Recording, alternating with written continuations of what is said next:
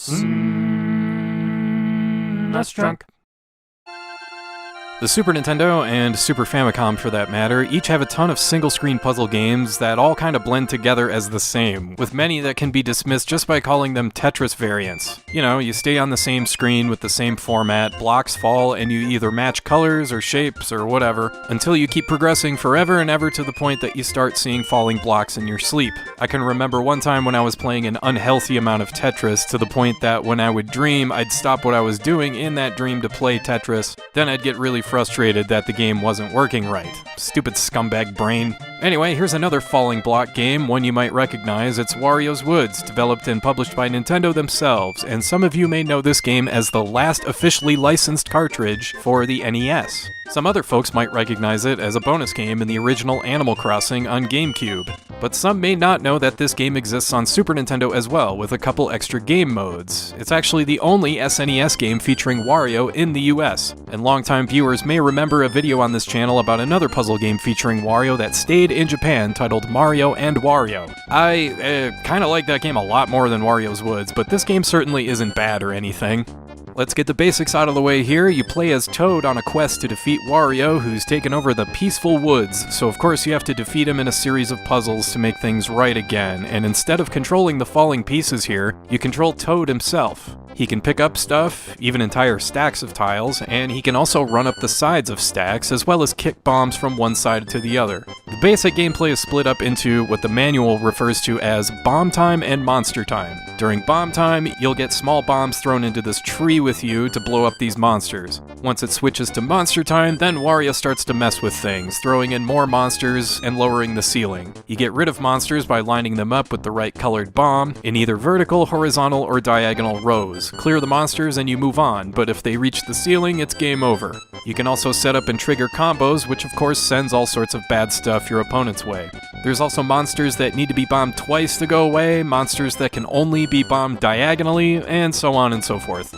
I should mention quickly the different game modes, since there's a couple here that aren't in the NES version. Of course, there's the regular one-on-one mode versus the computer or versus a second player, where you have to defeat your opponent in best 3 out of 5. Round mode is kind of an endless mode, with your progress getting saved every 5 levels, but you can earn continues with the coins you collect. Time Race is self-explanatory, and there's also Lesson, and to the game's credit, this is one of the best in-game tutorials I can remember seeing. Really, if you have young kids and you're looking for an introduction to retro gaming for them, you could do a lot worse here. This mode is surprisingly thorough and really well done. I should also mention that there's no boss fights here like there are in the NES game.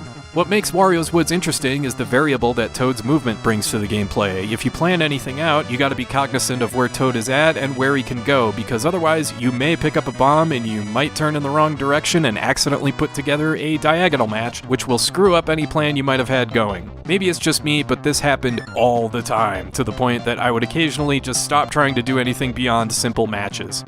Toad can't climb while he's holding something, so if you turn around to set down whatever it is you have, you might trigger something you didn't mean to trigger. Toad's range of motion takes a bit to get used to, and while I still enjoy the gameplay here, I never really got comfortable with where Toad could and could not go. I always had to stop and think.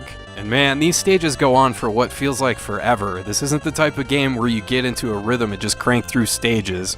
I personally prefer puzzle games where you can just zone out, but Wario's Woods always had me on my toes, so if you dig puzzle games that keep you thinking and guessing, then you'll like this one. And if you happen to really like Wario's Woods, then you're in luck. Over in Japan, there was a Super Nintendo peripheral called the SatellaView. It attached to the bottom of your console and connected to the internet to download small, short broadcasts that were available for a limited time. And puzzle games like Wario's Woods got a lot of play on the SatellaView. For example, one broadcast saw the game get retooled to star personalities from a Japanese radio show called Bakusho Mondai. Another broadcast was titled Wario's Woods Again and featured a bunch of new puzzles, and if you know where to look, you can find these online no problem.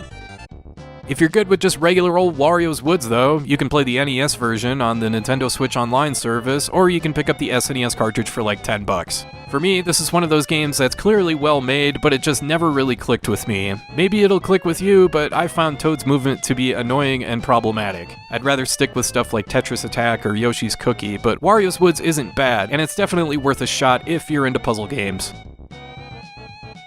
That is all for now. I want to thank you for watching, and I hope you have a great rest of your day.